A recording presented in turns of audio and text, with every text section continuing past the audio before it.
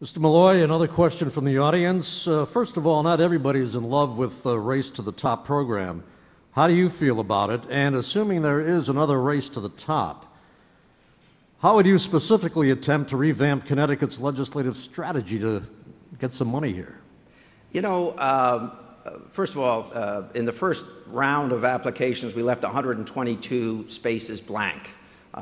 We were never going to get that money, and why we embarrassed ourselves as a state by leaving 122 blanks on an application, I'll never understand. Let me assure you, as governor, I will never allow that to happen on a grant application under my watch. On the second round, it's clear that we lost out for a couple of reasons. Number one, we have made far too little progress in the last 10 years, and we're not measuring achievement in an appropriate fashion, in part because we have an antiquated information gathering system which doesn't allow us to make decisions on current data. Secondly, because we're not meeting folks halfway when it comes to appropriate evaluation of schools, what happens in schools, who's responsible for that performance in those schools.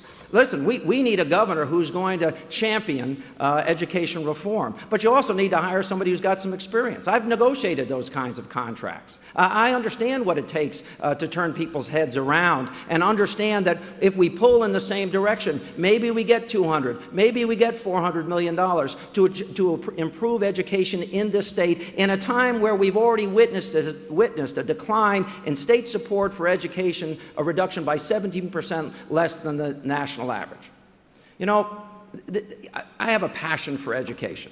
And if you study education reformation in all of the 50 states, you will find out that the only states that have succeeded because the governor took hold of the issue and was agreeing and wanted to be measured by those results. That's why everything I've said and done on education is contained in public record or in proposals that I put out before the primary. I mean, early in the season, I was advocating the things that I'm advocating on this stage. I'm ready for this challenge. In one word, are you for or against it? Race to the top. You know, listen, they're going to distribute money that way. I'm for us getting money, period. Mr. Marsh. Well, I'll start with your last question. I'm against it, and I'll tell you why. I'll give you a little story. In Chester, one of the first challenges I had to face, and I will get around to the point, was we had a bridge that was closed. And my predecessor had garnered $900,000 in state and federal grants to build that bridge. But it was a little country bridge. It was too big. There were tons of strings attached to all that money. $900,000 to build a 32-foot bridge. I sent the money back. I said, we don't need it. We built it ourselves for $271,000. We built the bridge we wanted, it's safe, and it looks nice. Sometimes you have to be careful what you wish for, and I think the race to the top money was one of those things. In speaking with the educators that I questioned on it, there was so much hair on that money, you really didn't want to have to wrap your hands around it. I think we would have spent more time administering the grant than we would have doing the good works that it was intended to do.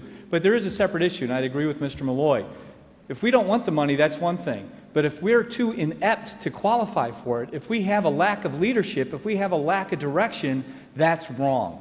And that's what we've seen of recent in our state governance. And it wasn't limited to education funding, transportation funding across the board. And continually what you heard is there was no mission, there was no direction, there was no plan. And that's unacceptable. The governor doesn't have a lot of powers. But the bully pulpit and the ability to lead are the two that must be harnessed and used to their fullest extent. We have a very difficult road ahead of us, whether it's on education or any number of other budget issues that are going to be out there. And we need a governor that's willing to lead, put a plan in place, put people in place that are based on qualifications and capabilities, not on patronage or ownership of paybacks of past favors. It's the one thing I have to offer. I don't have a train of past politicians that are looking for a favor from me. I have my ideas and my commitment to do things right. Mr. Foley. I agree with Daniel that it does take a governor who's passionate about this and providing strong leadership to solve this problem.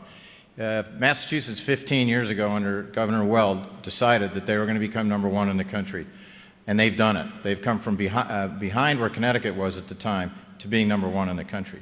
I'm setting the same goal for Connecticut, and we're going to come back and pass them. And that will take a strong leadership by a governor. But no governor can do that who's made a commitment to the status quo and preserving tenure binding arbitration for teachers, and all the other things that Daniel agreed to several weeks ago. So with respect to Race to the Top, I support it. I don't support all of it and every aspect of it, but both No Child Left Behind and Race to the Top have forced, and as I said in answering the first question, have forced Connecticut, and this is upsetting to me, have forced Connecticut to make reforms, and this reform bill that was recently passed would not have happened if it hadn't been for the pressure from Race to the Top. So it is forcing us to make the reforms that we need to make.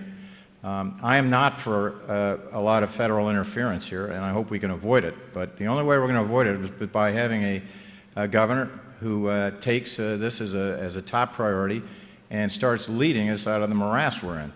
And if we do that, then I think we will get ahead of the requirements of Race for the Top. We'll qualify for the funds, but we won't be subject to the federal interference that many people are concerned.